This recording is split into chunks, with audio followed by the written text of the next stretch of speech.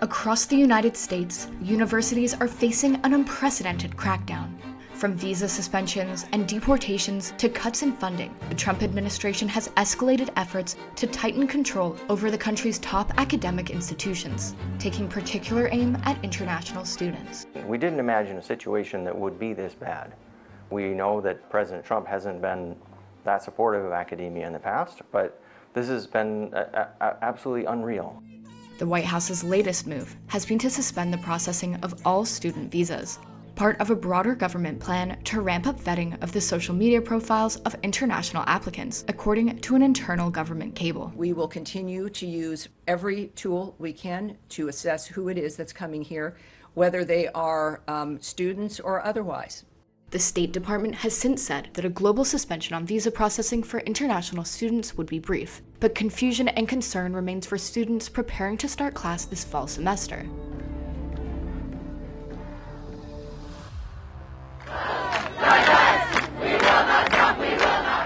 U.S. campuses like Columbia University in New York were rocked by student protests against Israel's war in Gaza in the spring of 2024.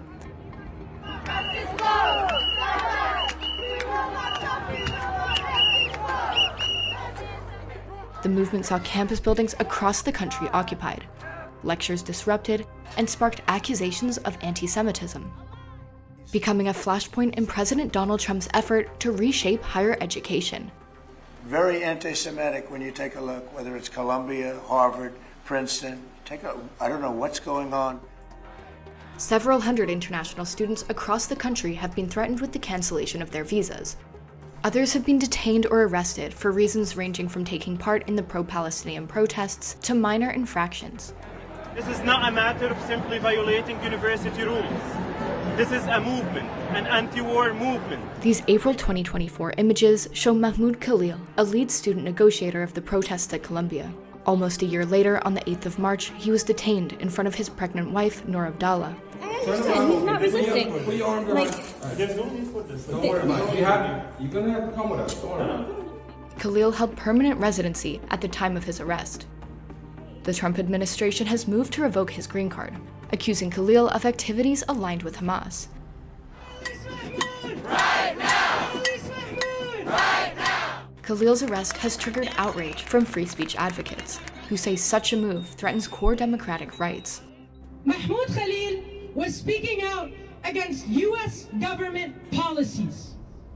And I want to ask you all, is this a democracy if we can't speak out against the policies of our own government? A federal judge has now ruled the administration's efforts to deport Khalil are likely unconstitutional.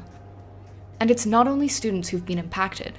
Rasha Alawiya, a professor at Brown University, was expelled from the U.S. after attending a funeral for the late Hezbollah chief Hassan Nasrallah during a visit to her home country of Lebanon. Rasha is the sweetest person. We've never had an issue with her in any way. She's an outstanding physician, outstanding person. She's a pleasure to work with, and we were horrified by this entire event. At a Senate hearing in May, Marco Rubio claimed to have revoked thousands of visas, largely those of students involved in pro-Palestinian activism. The Secretary of State has since vowed to aggressively revoke visas to students from China, a top source of students to the U.S. Rubio said he would particularly go after students with connections to the Chinese Communist Party or studying in critical fields. I think the point of the mass cancellations of visas, the revocation of lawful status without notice or process, and the immediate deportation of people, sometimes even including American citizens, it appears, I think that's just designed to create a climate of fear, and it has worked. It's worked astonishingly well, and unfortunately well. The administration has pressured dozens of universities to eliminate diversity policies, threatening to cut funding and labeling them hotbeds for woke liberal ideology. In March, the Trump administration cut $400 million in federal funding for Columbia University, accusing it of not sufficiently addressing anti-Semitism. Less than a week later, Columbia officials responded by stating they had issued suspensions, temporary degree revocations, and expulsions for students who had occupied a campus building during the 2024 Gaza protests. I myself was actually just expelled from Columbia 2 days ago for participation in the protests to end the university's complicity in the genocide in Palestine. And it's pretty egregious. While some universities have complied with the Trump administration's demands, Harvard has rejected submitting to wide-ranging federal oversight. Its president, Alan Garber, stated the university will not surrender its independence or its constitutional rights. The administration has hit back with a raft of punitive measures, shedding Harvard's contracts with the federal government, slashing its multi-billion-dollar grants, challenging its tax-free status, and seeking to ban the university from having foreign students. Undeterred by the cuts, the Harvard president doubled down against the administration at an annual graduation ceremony. Members of the class of 2025 from down the street, across the country, and around the world.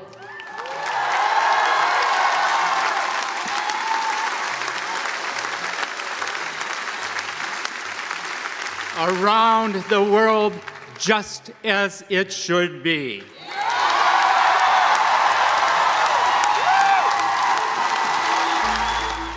Foreign nationals make up more than a quarter of Harvard's student body.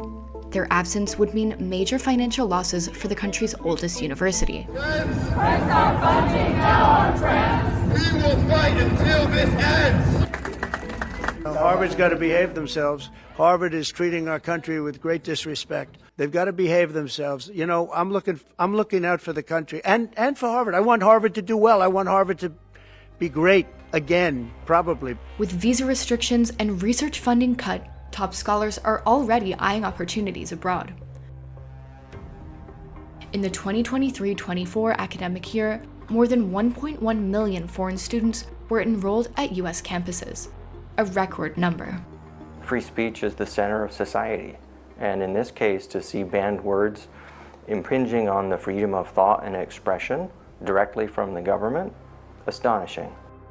I never thought I would see that day.